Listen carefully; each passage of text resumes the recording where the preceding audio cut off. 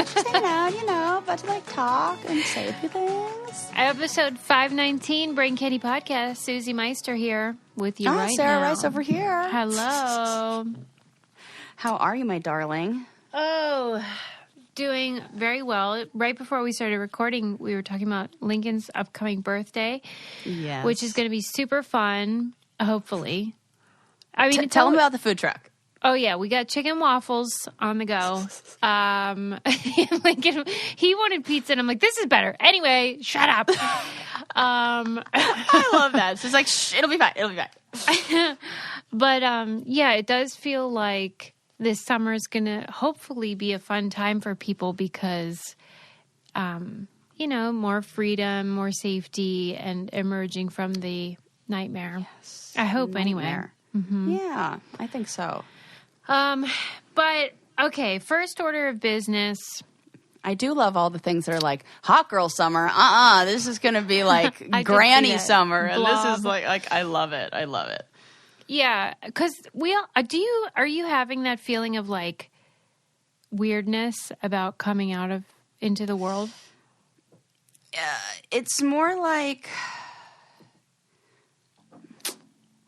I do, but I can't put my finger on what it is, you know? One thing like I noticed, it's hard to we were going out to dinner last night, and I put on the outfit that I would normally have gone to dinner in, and I was like, this is too much. Like it feels over the top. Oh, what just happened? Yeah, because I just hit something with my knee because I'm like trying to put my foot on to make something like a footstool out of the drawer of my cabinet, which is not a good idea. You never know what's going to happen around here. No, because I'm too fidgety.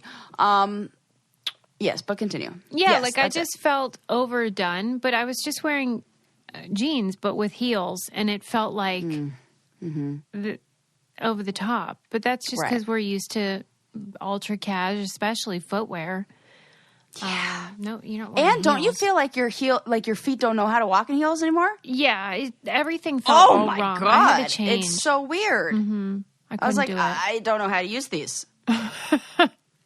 Well, because I don't know, the pandemic kind of exposed a lot of like things we do for like just to make life interesting. I felt like that about earrings for a long time. Yes, exactly. And then I went in the other direction because I got it was a wonderful new set of necklaces that I'm like dying for. I've been wanting a chain necklace for forever.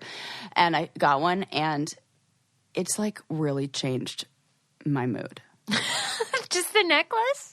For real. Wow. Like I sent a picture to a friend and they were like, "Oh, wow, you look dressed up." And I was like, this is literally my pajamas with a gold chain, like a necklace on. Wow, okay. Because it makes you just like it, like So like originally, I was thinking about that, like heels. That would be over the top. I wouldn't. I couldn't. But like the little in the beginning of the pandemic, I was like, why do we even wear earrings? What's the point? This is so stupid. Yeah. Like I'm going to put these on and then what? Like I think because I like and also I'm wearing headphones a lot and like it just felt like weird. So I totally get that with like we haven't done this for so long, and now we're just going to do it again? Like, what? I need to know why. I need everything needs to be like purposeful.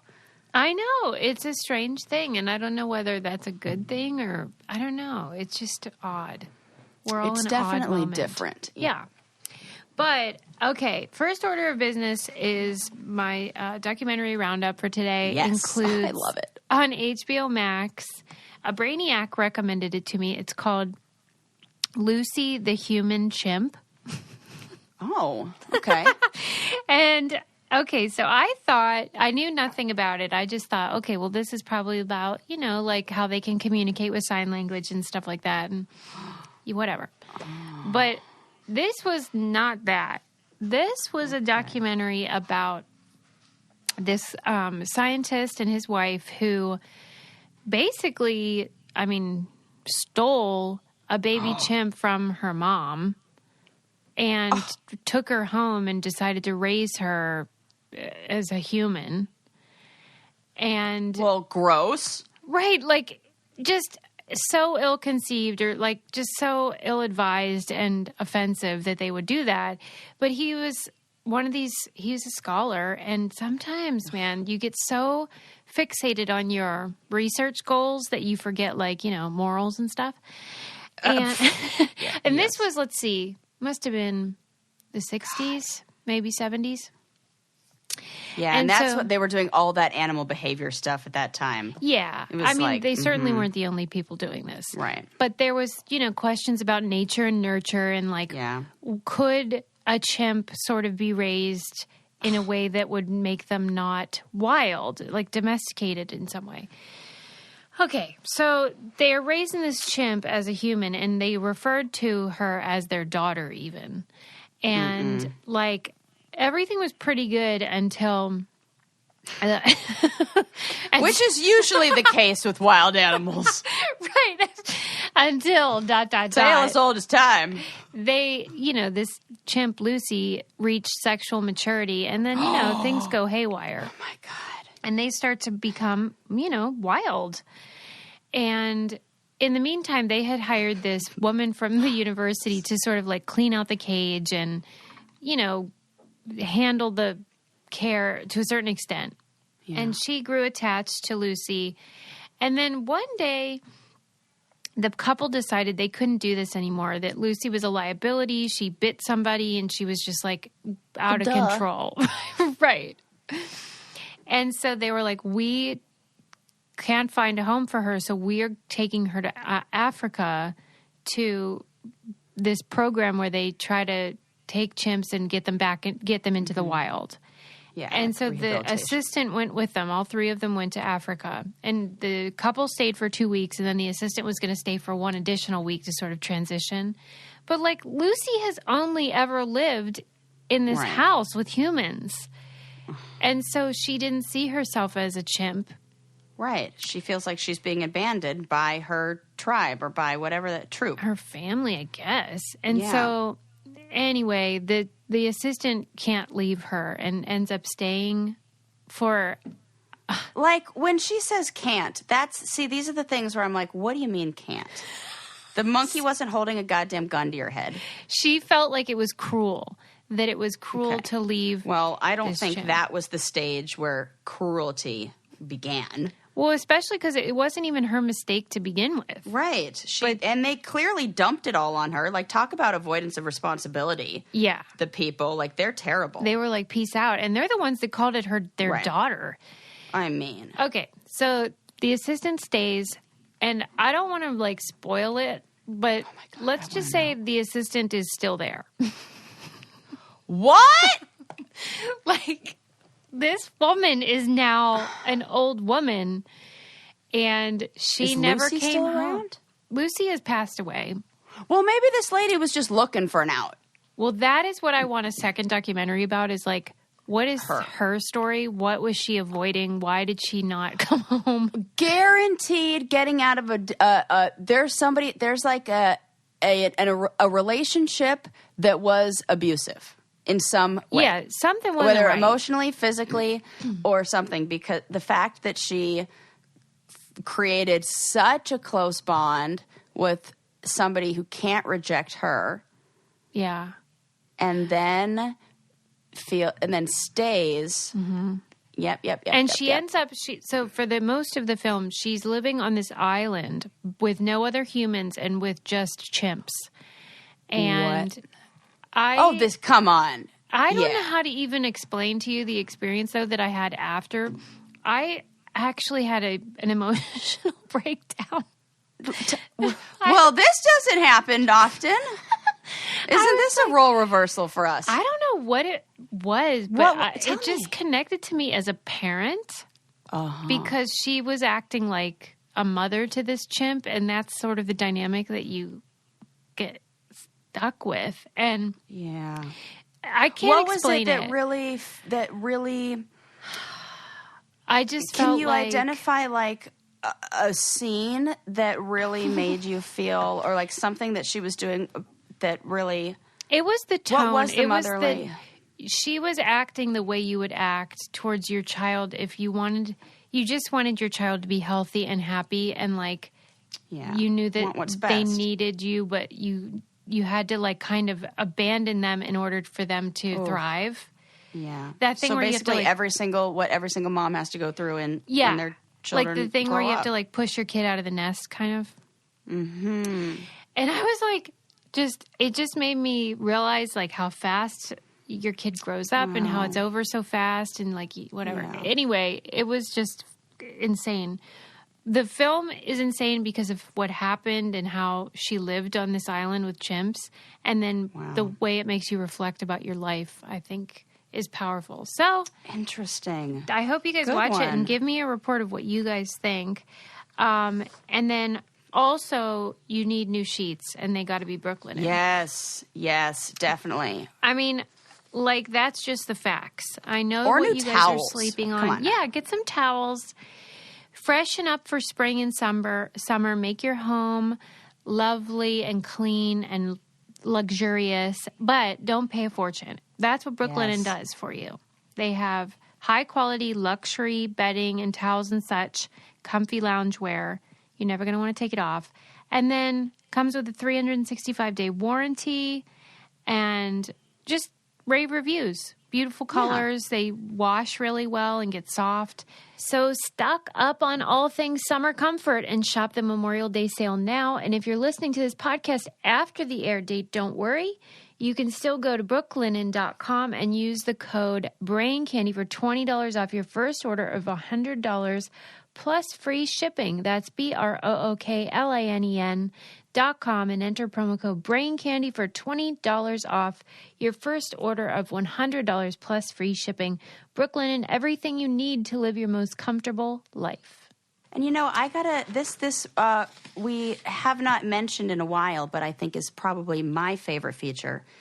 If you'd like to save yourself some time on knowing which is the long end and which is the short end on your sheets, just buy some Brooklinen sheets because there's a tag that tells you. And that time alone, right, like it adds up. Well, because that is so annoying. So annoying. And have you ever done it in the right direction? I haven't. Never. Not until I got Brooklyn sheets. So there you go. Okay. So anyway, watch Lucy the Human Chimp. Cry your eyes out if you're, touched by it. Yeah. Moving on.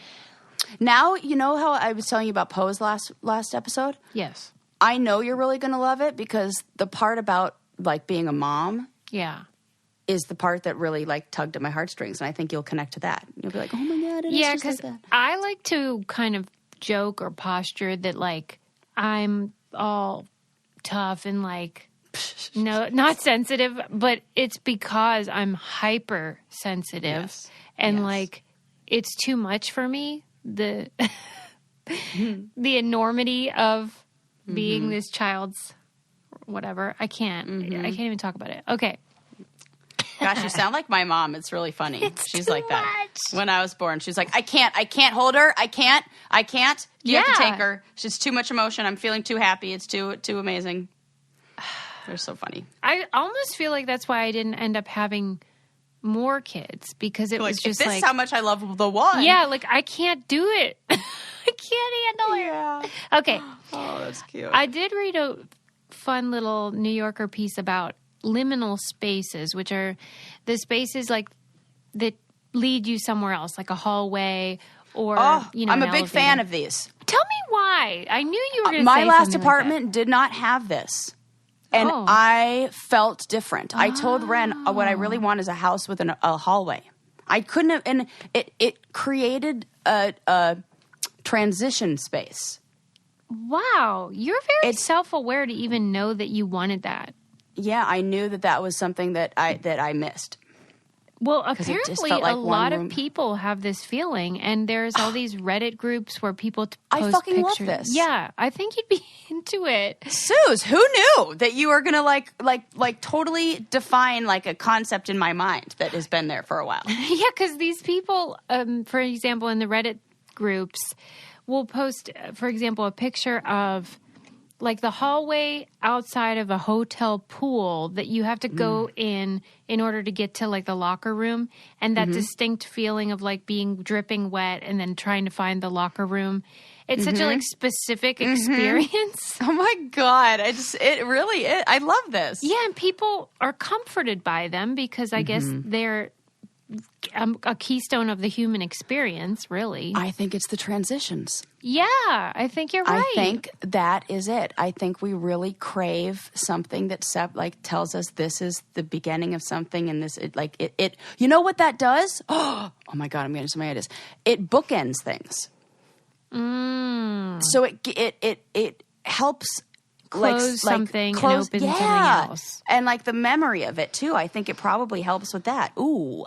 I guess that's my feeling. People enjoy things like parking garages or even like a gas station or, those dead malls. Yes. Yeah. People love looking at pictures of, I love dead malls where it's just like a ghost town. Yeah. Or like a shuttered Kmart or something like that. Anyway, this guy, he's a curator of the Liminality Project, and he kind of celebrates these spaces. And he says that it serves our desire to examine the overlooked textures of everyday life. And he says we let ourselves become submerged in the swim of liminal space, like in this project. Wow. And I mean, I just can't believe that we all know what it is and that there are enough people that are like so into it that there's all these groups. This is like ASMR, how we didn't know what it was until it was a thing, and now we're like, I totally know what that thing is. I love that. Who knows what else we're going to discover? And he says that they often tap into a long-buried memory of something. Interesting. Because they're at once like familiar, but also individual. Like each hallway of a hotel is different, but they are all kind of the same. And they're kind of in a way solitary moments. Yeah. Mm-hmm. Solitary moments after maybe times of togetherness. Well, and they're usually nondescript, which I think is, you don't have a lot of stuff trying to get your attention. Yeah. Yeah. It's like blank space. Which is why it helps with those transitions. Yeah. Because it's like a palate cleanser. Reset. Mm-hmm. Oh my God, I love this. I love there you go. Like breaking down something that you're right, we totally know about this, but we totally have not talked about it. Yeah. It's just something that exists. Where did you find this information? That was in the New Yorker. Nice. It was a celebration of liminal spaces or something like that. Liminal. Yeah. How have I never heard that word? Me neither. And I'm like really into design shit. Now you're going to You feel like it would be like with foyer, you know? Well, I'll send you the article. You can see. Yeah. Okay. There was an article in Vogue that was about like how to make your house more, I don't know, healing or comforting. Oh, well, I love that. Serve you better. They were referring to Carl Jung's sort of idea that your home is more than just shelter. It's like a reflection of your identity. Yes. And so this was talking about some ideas that you could do to make it more inviting. So, my God, yes. Yeah. Yes, give me everything. Here you go. So the first one Who doesn't want that? Yeah. One thing was about lighting. So like sometimes people think like more sunlight is better, but there is a limit that if there's too much, it can be disorienting. So you want like bulbs that are the wattage you like, but also the kelvins, which are printed on the box, and it's the measure of color temperature. And she says that a bulb with 2,700 kelvins will create a cozy, like inviting ambiance. Yes. Like kitchen, living room, bedrooms. And then like 5,000 kelvins is more like daylight. So you want it in a room that you want to have more energy. And this actually recommended carpeting. You know how carpeting's disgusting? Huh. Yeah. I'm not a fan. Yeah. It's like full of germs and BM or whatever. Oh, but I didn't know that. Why do we have to go there? Like if you wear shoes. Right. Yeah, this you're is so the thing. right. Everyone criticizes me because I wear shoes in the house. Mm-hmm. And that's one of the reasons why I don't love carpeting, because then I know for sure it's super. Oh, it's like double whammy. Not cool. Yeah. But they say that it's a restorative thing, that carpeting does reduce your stress. Who knew? Yeah. Now, what about a large collection of throw rugs? On the floor? Yeah, that's what I'm working with. Wait a minute. You have Oh, I don't know why. I have throw rugs. This isn't a crazy thing. A lot of people, these are literally what they're made for. I don't know if I had Brooklyn in my head, but I was picturing towels. Oh my God. I was like, you know what's really unusual. funny, Suze? What? That is like kind of weird and psychic that you said that. Why? Because there is, because my poor little baby Beau has been having some kidney issues. Yeah. So in a effort to anticipate any possible accidents, in the one place that she did have an accident when she did have a bladder infection, my poor little baby, which has since healed up. Don't worry about her. I put down a bath mat. Okay, see that as is like a psychic. throw rug bath mat. So if you were to look at my house, it'd be like, why do you have that towel on the floor? Right. That is so weird, Sarah. That is really weird that you were like, that's spooky. That is spooky. Wait, Yeah, Susie, psychic Susie. I'll tell you what's not spooky, and that's how great your hair looks these days. I love it. Oh my God, I almost like really lost my breath right there. Apparently, Sarah changed her Function of Beauty recipe, and like the whole internet broke. Yeah, like, see, so people ask me all the time, they're like, what is the trick? Yeah. The trick is finding the perfect balance of moisture and protein for your hair. And the way to do that is with custom hair treatments. My hair needs something different than what your hair needs. Right. So when people are like, what do you use? What do you use? Well, I want you to use something that's exactly what you need. And this is how you do it. Yes, Function of Beauty lets you fully customize your hair care. Whatever needs you have, that's the recipe formula that they will send to you. You just take a quiz and tell them what you want. It's sulfate-free, paraben-free. The fragrances are amazing. I think it was apricot. Yeah, what'd you get? I think mine was yum. apricot. And I was just like, it's almost like the liminal spaces thing. It reminded me of something from my childhood. I had a jewelry box that smelled like that. Oh, it does comfort you. But they Yeah. have like peach, they have pear, lavender, eucalyptus, I go with lavender. whatever. Is that what you have? yes. I love it. Relaxing. That is a good choice. But anyway, you can get it unscented if you prefer that as well. Go to functionofbeauty.com/braincandy to take your quiz. Save 20% on your first order. That applies to their full range of customized hair, skin, and body products. That's functionofbeauty.com/braincandy. Let them know you heard about it here and get 20% off your order. Functionofbeauty.com/braincandy. That reminds me, we did that poll where I asked people whether they used a washcloth Yeah. or not. I still think it sort of just depends on whether they are using a bar or a body wash. Because a lot of people that use body wash are like, well, of course, you need a loofah or something. But people that use a bar are sort of like, it doesn't make that big of a difference. Huh. Yeah. We'll need a follow-up poll. I did, and the percentages matched, but it's hard to get new ones. Okay, from, yeah. on Instagram. Anyway. Okay. Oh my gosh, one more thing. I love that you're trying to get really detailed, scientific result. Yeah. You're like, well, we can't. The really data is inconclusive. There isn't validity. What is it called? In something validity. I will tell you this though. I am convinced the entire population of Canada.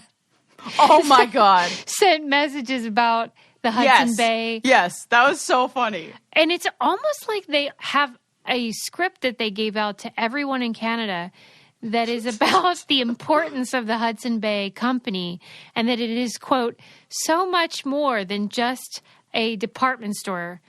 They all said the same thing. They all said it's so much more than just a department store. It involved the fur trade or something and indigenous people and colonists. Yes. I'm like, I believe you. I'm so sorry. Yes. We didn't know. We had no idea that it would. We learned a lot. I got the same messages. I mean, what do you think it is about our show, though, that appeals to Canadians? They love us, Sarah. They do. They love us. Is it our love for them? It might be because we do love them. And maybe because we're like, I don't know. I have no clue, but I'm super for it. I am too. They're super nice and everything, but they are very amused at how stupid we were about the Hudson That's Bay. probably it. We probably just like make them laugh with our like our desire to like somehow be in the Canadian with the Canadian culture and our complete lack of awareness and knowledge of all of that. Well, yeah, because it really was just a moment where I mistook you saying Hudson Bay for Hudson River, but like they were just sort of like, how could you get them mixed up? Oh, see, and I thought they were saying it to me of like, Sarah, you really thought that was the Jamaican flag? You're that an was idiot. funny though. Like, but listen, I just thought she was talking about bath towels when she was talking about a throw rug. So like, we're working on the fly know here. nothing. Yeah. Anyway, let me get back to this house stuff. Okay. So get the right carpeting, get the right light bulbs. The light bulbs make a huge difference. And Yeah, I'm and very like judgy of, not judgy, but like, I'm like, what the heck? How can you not? When I lived in an apartment in LA and you can see, you know, when you're looking in the, like even when you're on the street, you can see all the windows that do have soft lighting and the ones that don't. And I'm like, these freaking serial killers with these fluorescent lights Serial killers. in the evening, like what? How can you sleep with that? That was the very first thing I did when we moved into our new place, me and Ren. I was like, we got to change all the light bulbs. And he's like, you're being cuckoo crazy. And then after he did, he was like, no, I totally get it. And he became obsessed with lighting. Yeah. Yeah, It's a way more no-brainer. than I was. People don't realize it. Yeah.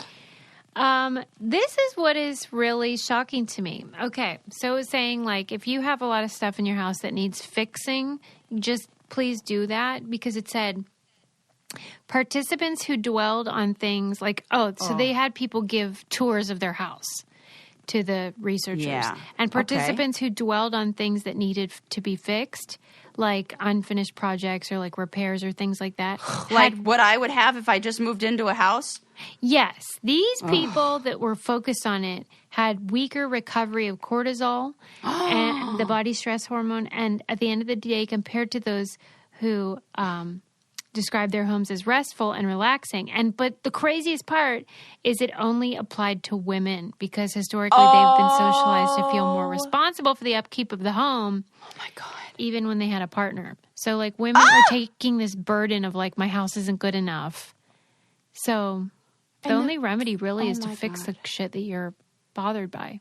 This makes so much sense. See, this is why we need some self-compassion because when you add up all this stuff, it's like, yeah, no wonder I feel like this. No wonder it's a little bit harder for me to feel motivated to get the projects done. That's why I keep emphasizing, like, if you're struggling, maybe because people might be trying to lose weight or they might be trying to, you know, get stronger or something.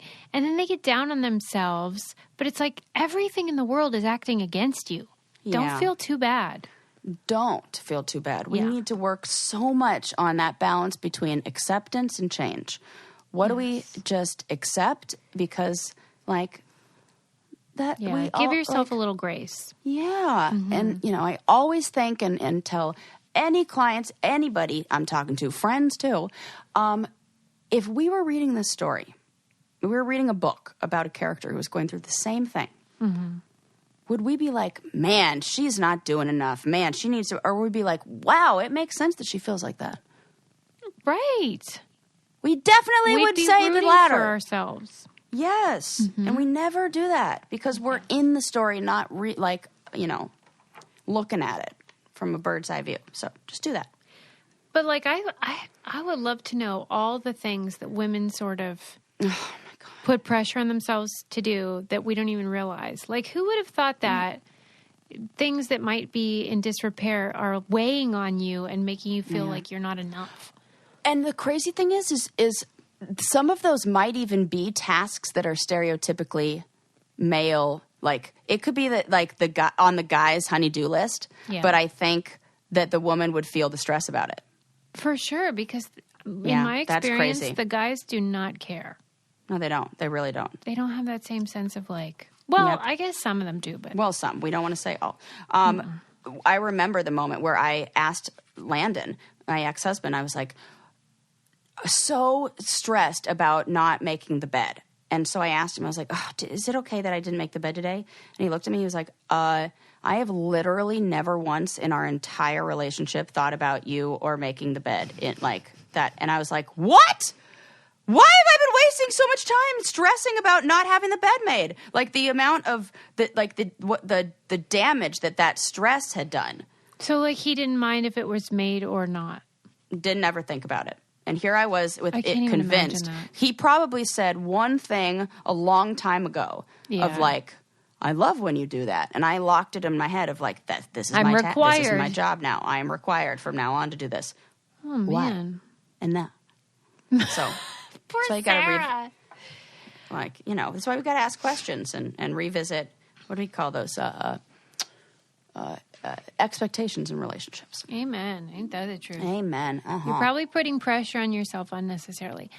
What I have to tell you, when we were in our book club last month talking about the power of habit, half the Zoom people were talking in the chat about how much Noom helped them. Yes. The Noom app. Suze, I signed up for it. I know.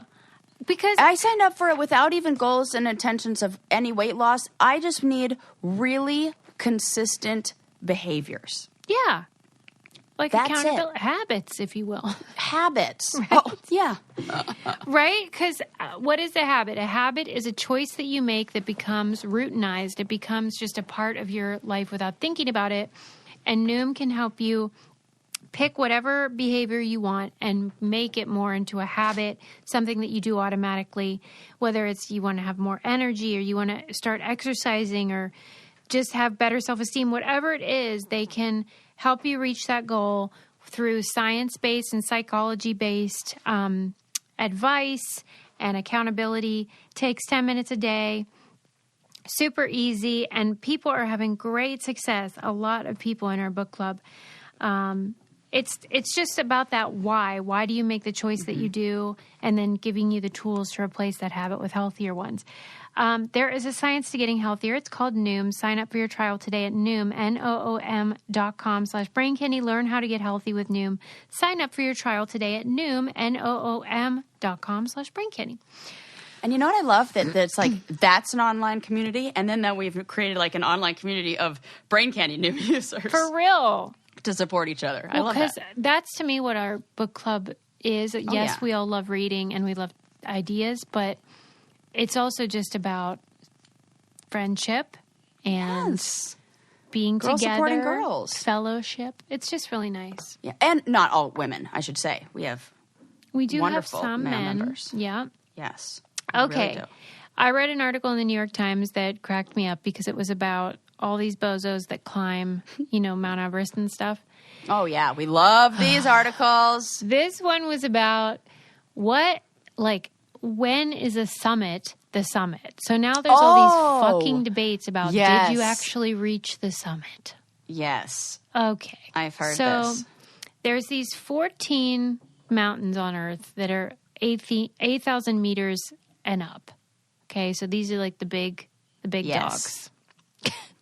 And these stupid mountaineers like to leave the comfort of their home and solid ground and decide to go up beyond the clouds and then get some sort of stupid prideful moment, right? Where they feel like they picture did something. to put on their mantle.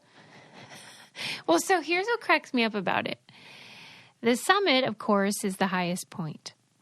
But what happened over time is that people would put a pole in the ground at the quote unquote summit, but it really wasn't the official summit. It was just where somebody decided to put their pole.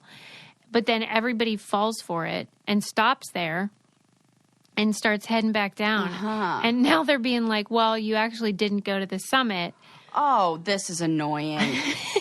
So, there's all these, flags and, festooned, little things that are supposed to indicate you've reached the top, you've hit the end. It's the vertical finish line. Yes. And then everybody puts something there. Yeah, it's a whole thing. You get a picture. I've been at some of these. Right. Not the ones that are super tall, but...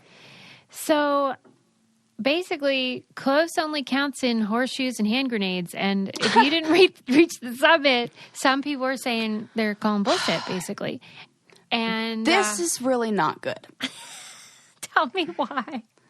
Because what this does, it's a bunch of fucking egomaniacs who need to be winners in their mind. Yep. So, which is basically saying that other people's don't count, so that somehow their win is more important. But what that really is doing is it's taking this mountain that you'd think they would respect and love and want to keep pristine and you know, whatever. Honor. And encouraging people to be like, oh, well, no, I'll go back and do it again. Yeah. Like, to make it to the summit. So why are you doing that? Well, and if you're not a mountaineer, then it's easy to kind of be like, well, who cares? It's like 10 meters difference or 2 meters difference. But apparently that distance, depending on the circumstances, can take hours to get. Yeah. And there's this, for example, oh my God. Yeah. like where most people stop on this one mountain, you actually have to go across a ridge to get to the summit. And the ridge, in order to get across it, you have to straddle it like a horse and shimmy across. Oh my God. Like, I can't even imagine that. Oh my God. And I will say that the photos are beautiful because they are literally above the clouds. And so it is stunning. I get that. But if it's about the beauty and there the are places you could do that without then why do you all throw your oxygen tanks everywhere and litter up the joint and abuse Sherpas or whatever they're doing? Right. They are exploiting them for fucking sure. But I do feel bad for that whole Nepalese industry because they're decimated after the pandemic. Oh my God. You know. It's all, there's no, now you can't, you've created something. It's the same thing, you know, like with the habit. Like you can't just like, if you want to change it, you can't just replace it with nothing. You got to like swap it out with something else. Yeah. You can't just like create this whole industry and then just like leave a vacuum, like leave it and like take it away. And now you've just like left people with nothing. Yeah, because they're like, damned it's so either way, up. these poor people. For real. And like every part of it is not good. Yeah. And it just feels like we need to protect all of these natural sites. And just like, I don't know. Well, and can't these people like just jump out of airplanes and other stuff that like I know only puts them in danger and doesn't ruin ecosystems, the ecosystem and like who cares? I've never once been like, oh, you know what I really need to know? I need to know who are the like top 10 people who climbed the top foot. Who cares? You know what's funny is they were describing this one guy who he's not a mountaineer himself, but he keeps track of all their expeditions and logs, like whether oxygen was used, how long it took, what route they took. And it reminded me of some of like the challenge super fans who they're not on the show, but they like keep track of all the stats. And, you know, for some people, that's the hobby is just like tracking these other people. People enjoy that, you know, and there's parts of that. Like think about like I've seen some, I don't know if I read an article about this or somebody was telling me about it. But like that's like the interest in baseball about how a lot of people become obsessed with stats. the stats and like it's very comforting for people who like that kind of stuff and who are routine and you know. For some people it adds depth and meaning to something that might otherwise be, you know, leisure or sport. Yeah. Interesting. One last thing. So they were saying that the other problem is when people reach what they think is the summit, part of the reason that they don't know it's not is it says exhaustion, whipping winds, whiteout conditions, and a dearth of oxygen starving the brain prevent them from realizing they're not actually at the summit. So that's like... Yeah, but you want to do this? Like, real ringing endorsement for the sport. Right. No. And I guess that's the whole point. Like, what is that? The movie's probably called Everest. Is there one called Into Thin Air? No, that's the one I'm talking about. Okay. Is it a documentary or is it a movie? I believe that is a scripted film, but I that's the one I'm talking about. Knew it because it was mentioned in the article, and I thought, oh, that's interesting. Yes, but that it's is it. based because on a true story. it does such a good job capturing the determination and stubbornness of the guys who do this, and also like the dickhead, like I just think they did a really good job. It was well cast, and the characters are exactly who would be. Well, because it does seem like there are kind of like two groups. There's people that just love nature and then exercise and challenging themselves, and then there's people who are just like in it for the ego stuff. Yeah. There's who are probably like the some box overlap, checker but- kind of. Yeah, box checkers. Okay, moving on. I always like talking about Mount Everest because, dickheads. I know, we love it. And then I love how people like send us articles about topics that we talk about a lot. Oh They're my like, God. article. And then, it's like great. We Somebody- have like a whole I collection. forget her name. Might have been Jill. Sent an article about, I think we might have even talked about it, but it bears repeating. The husband stitch. Are you familiar? No. Like after you give birth and you might tear, they stitch up your vagina to heal, but then they add an extra stitch so you're tighter for fucking your A. husband. I'm annoyed. Is Like- that you can actually say that and they do that, or is this just something that they do?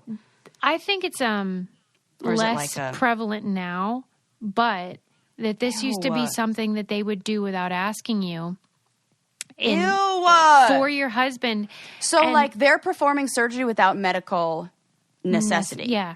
And often what it does is make painful intercourse moving forward. Oh my God. And some women are like, don't know what happened. They just think it was having a child that changed their body. Oh my God. Isn't that This hideous? is no, seriously. We have not talked about this on here because that is so layered, Yeah. and so like I can see the consequences of that. Oh my God, these women who didn't know that happened to them, and the shame, and you wouldn't talk to your doctor about that. You would just deal with it, and and how that's sad. the thing. Like, if sex is painful, you're going to have less of it anyway. So this husband Yeah. stitch isn't doing Yeah, its what a intended purpose So- anyway. Right. Oh my God. Good information. Oh, I just can't. That is just, because it sounds like something that would have happened, 100 years ago, but it's not entirely outdated. Like now, I've heard that word. I've heard Yeah. the term before, but I thought it was like a joke. No. Oh God, Isn't that sick? not like a real thing. It's so sick. Anyway, patriarchy, the usual. Oh, and now it just like that becomes a phrase, like that. I know that saying, but that we wouldn't know the medical potential consequences of that. But these guys are just saying it so casually, like as a joke, like, oh yeah, did you get the husband stitch or whatever? Yeah, one lady said she was getting stitched up, and the doctor was like, that last one's for your husband. I'm what sick. would you do? I would sue. Hell yeah. I would say, well, this and I don't know. I would have some witty comeback that I would think of 2 weeks later, and then I would be like, "Damn it! I should have said that." Like, yeah. And then when I retell the story, I would say it like I said it in there. Probably, And this is why women have vagina insecurity anyway. Yes, that's what I'm saying. That's Yeah. what I'm saying about the shame and everything that comes with it. Is like these stupid. I remember. And I'm not going to say who was involved and who they were talking about and everything like that. There was somebody from the challenge who was making fun of another person on the challenge because they said, "Oh, you know what? This she came over and she was on her period and she did a DIY tampon. You know how I know that?" And I was like, I'm not going to fucking answer that question or ask you that because I know how you may know that or any situation that happened. And I also know what situation a woman must have been in for that to be her go-to. So fuck you, because you don't know what it's like to be in those situations where you're so embarrassed and you don't want there's nothing you can do. And so and he wants to make fun of her. Like, fuck off. I can't even believe that that's a thing. Yeah, it lives in my head all the time. That's like I play that back, and I will not, and I won't ever say. But yeah, yep, that's awful. Sad. But there's a lot of that, and it creates shame and insecurities about stuff that are normal. Yeah. And it's really just like, you know what we tease and you know what we make fun of? Stuff that we don't know about. And so all these guys who are teasing and making fun of women's vaginas, you don't fucking know about a vagina. And that's the real problem. And that's what you should really be ashamed of. Learn about a vagina, and then you probably won't make fun of it as much because you'd probably be like, wow, that shit's amazing. And then if you did, you'd probably get to see more of them. Yeah, right. There you go. Maybe Squats and Slices will make some memes out of it. Oh my God, I love her. Ugh. It's the best. Okay, moving on. Yeah. I read that was a little attitude-y I know I had, but you know what? They deserve it. I don't even care. Everyone deserves it. Yeah. Fuck everybody. I read a book called Drug Use for Grown-Ups. It was really good. What is it? Drug Use for Grown-Ups. Drug Use for Grown-Ups. Okay. It is by this... That's really funny. Professor of psychology who studies... how drugs affect people, and he does all these true research studies where like people come in and they take meth as the study. Oh my God. Okay. And he was studying it for years and years and really bought into this idea that drugs are bad, they hurt your brain, blah, blah, blah. And then he decided to look a little closer, and he also started trying the drugs so he would know what they were like, and realized that he was wrong about everything. And now he's on this mission to get people to understand or believe that drug use is can be a positive thing if you're a healthy, well-balanced adult. And that includes, he does heroin, he does meth for fun. Okay. Yeah. Nope. Yeah. No. Yeah. Wow. I do not know about that one. He's a fascinating character. He's very handsome. He's young. How after all that meth? No, he's dreadlocked and he's like gorgeous and stop. Like You're like super dreamy. His name's Dr. Carl Hart. Okay. And he's basically trying to say you've been lied to about everything. Well, okay. And that all of the stuff that you believe about drugs is propaganda, and it's got racial overtones. Well, that's for sure. For example, God, he is so handsome. Yeah, he's gorgeous. Yeah. And he says, like the founding fathers all did like cocaine. And if you were wondering what my type is, it's this. Yes. So. And he's a faculty professor, and he's a psychology. Yeah. Total dreamboat. Yeah, I think he works at Columbia University, professor of psychology and psychiatry. And he says that, like the founding fathers did all these hard drugs, and then only when the slaves got the drugs did we start saying, oh, it's bad, don't do it. And that we're still doing that. We're still stigmatizing black people's drug use. And then, when white people do opioids, we're like, they're victims. We feel sorry for them. Mm-hmm. And he is trying to undo all that propaganda that he says we've been fed our whole lives on, like the war on drugs. Shit, man. Yeah. I'm into it. I know. It really changed how I saw a lot of things. There are things about the book that I thought were like, I don't know about that. But, the message in general, I think is fair. That, and alcohol is so bad. It's the fucking worst thing. And we all do that because we're like, well, I just have a little bit. I don't overdo it. I'm responsible. It's the same thing. Because the alcohol company, they turned it into it's such a moneymaker. It's such and taxes and all that. And it's a whole thing. And it's like, oh my God, that's so true. Yeah. When I was in my drug and alcohol class in school, my professor said straight up, she was like, worst drug? Alcohol. I mean, she's like, that's worse. And she said that. She said, alcohol's worse than heroin. She said, if you look at the effects on the body. That he purposefully did opioids for a certain period of time and then in order to withdraw, so he knew what that was like. And he said, you won't see me doing that with alcohol because you could die. Whereas you don't die when it's opioids. Dude. It's really fascinating. That's so crazy. And, you know, we do need to push back on a lot of that stuff that says, like there's just a lot of misinformation out there. Yeah. And we need to question, where's the information coming from? Speaking of which, did I say on the air about the racist questions or the yes. and classist questions? Yes. My own car insurance company has one, and I took a screenshot of it for you because I was like, holy fuck, I wasn't even aware of this, and now I see it, and it's everywhere. Really? My auto loan that's not like an investment it's not like auto loan. Everybody's got an auto loan. Mm-hmm. I couldn't. I'm like, we need to start just pushing back a little on the. Yeah. Well, yeah, because whatever your experience is, you think everyone can relate. I think I told you a couple years ago, Lincoln had a question on his reading comprehension that was the opposite, which I was so excited about, where he didn't know the answer because he didn't know what a laundromat was. Yes. Because we don't go to a laundromat.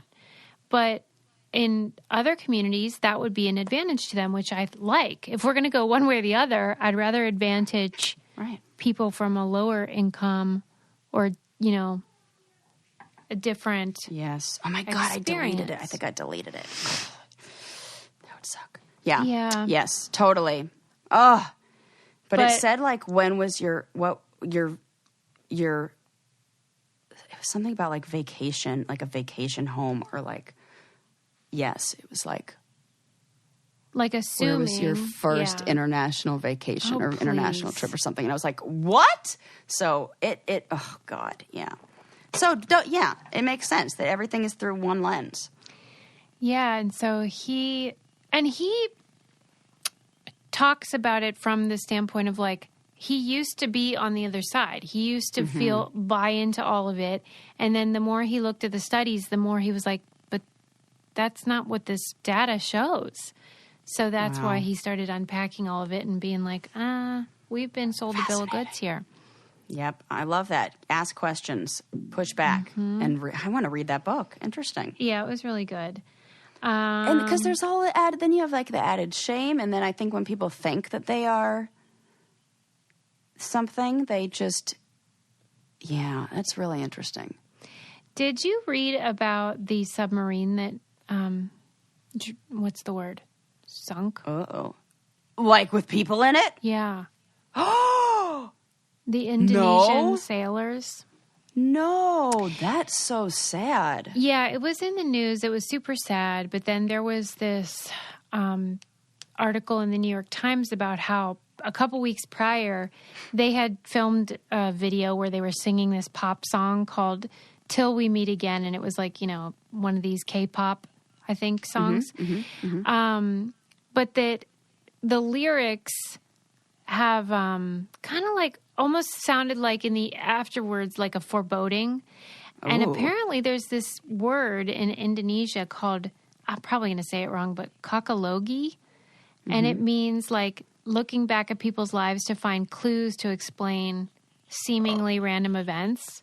Yes. I've never heard of that. I just wondered if you had ever heard of this idea of when you reflect on someone's life, seeing something that otherwise would be innocuous as almost like a foretelling. Because they were saying it's sort of a cultural thing where it helps them make sense of what can otherwise I was just be going to chaotic. say that is the brain's way of feeling safe. Anytime the brain is going back to that's all the brain's job is to make us feel safe for the future and anticipate the future and what what would this be like in another situation in order to and bring us comfort. Yeah. And so it will go to extremes to I think we do this in that it's not quite the same but similar is how when we go through a breakup afterwards if the breakup were to never happen, that person is wonderful and perfect and amazing. If the breakup happens, you go, and there was this, and there was this, because like your brain needs to feel like you made the right decision leaving that relationship, or that, you being in a relationship that somebody else ended isn't like devastating to your psyche. So you start to recreate your memory of that to fit the narrative that feels best for you. Yeah, and I think we do that in a lot of ways. Yes. Yeah. It's human nature. Yeah, and it does provide comfort in like what is otherwise a pretty chaotic and disorderly world. Right. So there you go. And you can see when this doesn't function well in some personality disorders, like if somebody as a person with borderline symptoms, they actually reimagine the past. Right. Like they recreate the memories to fit their narrative. Yeah. Which can cause you'll be like, problems. What? That's not what happened. And they're like, yes, it is. So, because that's what they, in their mind, have very much believed. Yes. And for them, that is the reality. Mm-hmm. Mm-hmm. It's just not the actual one. Interesting. Let's wind it down. Oh, my God, already? Yeah. That just flew by. I know, it did. Yeah. I had an existential psychotic break due to Lucy the human chimp. Oh, I'm telling you, golly. I was ugly crying. That is so funny. Adam was I love that. It's okay. Do you want to have a baby? Oh, my God. You're like, the opposite. It's like, there's yes too much no. love. Oh, but like if you wanted to have a baby, that would be cool too. It's sort of like that thing where we go about our lives on purpose, I think, most of the time, avoiding our mortality and the mystery of like why we're here and stuff. And sometimes something random, it could be a movie or whatever, just sparks that realization that like this is real and it's finite and you're going to die and whatever. And it just sometimes hits you. Yep. Yeah. And that's okay. That's just a nice reminder that you're human. You're and human. I think, we need to just embrace the full range of emotions. Absolutely. Sometimes the ones that can feel uncomfortable are actually really cathartic and important. And that's why it feels better after a good cry. But if you were ask somebody, do you want to cry? They'd be like, no. But we always feel better afterwards. So just like lean into those because feelings, it also reminded me of like savoring this time. My kid's not going to be this age forever, and stuff like that, where it reminds you to live in the moment. Yes. And if you're maybe in the you want to hallway, live in the moment. Yeah. Yes. It's like, or if you'd like to do drugs in this moment, maybe drugs in a hallway. Just be responsible, and nobody will mind except the government. Yeah. Maybe ask some questions. Yeah. Right. Golly. Make your house cozier. Maybe do a little repair if it might take a load off your mind. And for God's sake, don't be a mountaineer. For goodness sakes. Oh my God. Yes. Please just kind of stay below 10,000 feet. Stay in your cozy house that you made with your light bulbs. Yes. And that's enough. Yes. And, yes. In your house, no chimps. Don't forget to check out our book club, our documentary club, which is super fun. Our patreon.com/braincandy, our merch. It helps us so much. So many fun things to check out, guys. We love the more you get involved, the happier we are. So we'll see you next time. Bye. Bye.